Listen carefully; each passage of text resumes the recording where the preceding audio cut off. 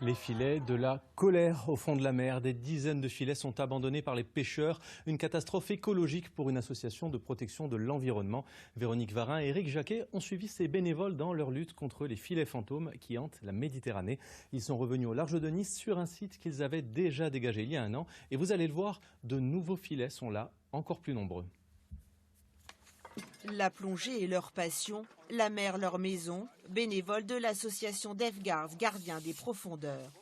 Mais aujourd'hui, c'est avec tristesse qu'ils sont descendus sur le site de la Vierge. On a travaillé l'an dernier toute une journée avec une douzaine de plongeurs pour restaurer l'ensemble du site.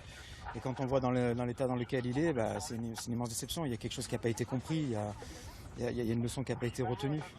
Ce tombant est effectivement de nouveau pollué par au moins 2000 mètres carrés de nylon abandonné.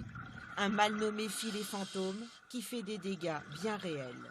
Dès lors que vous mettez un filet vient contre la paroi, les poissons ne peuvent plus sortir, ne peuvent plus rentrer. Donc les fonctions de nurserie et de nourriture et d'abri ne sont plus valables. Donc au bout d'un moment, les poissons s'éloignent et quittent le site.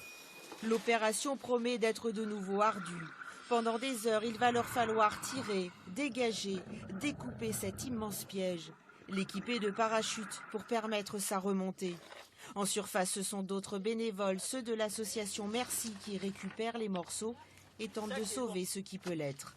Mais pour les plongeurs de DEFGARD, ça suffit. Il faut que les pratiques des pêcheurs changent enfin. Ce qu'on veut, c'est qu'ils signalent à chaque fois qu'ils ont perdu leur filet. Parce que perdre un filet, ils ne le font pas exprès, on le sait.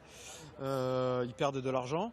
Mais par contre, là où il y a un problème, c'est quand ils coupent les signalisations de surface et qu'ils s'en vont en laissant le filet au fond.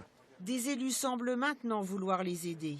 La sensibilisation à l'éducation, à l'environnement marin et à la protection de notre planète, c'est quand même le premier moyen qui fait qu'on va essayer de diminuer ce type d'aléas. Si le phénomène se reproduit par le même acteur, par le même pêcheur par exemple, eh bien alors il y aura des moyens plus coercitifs, plus punitifs qui seront employés.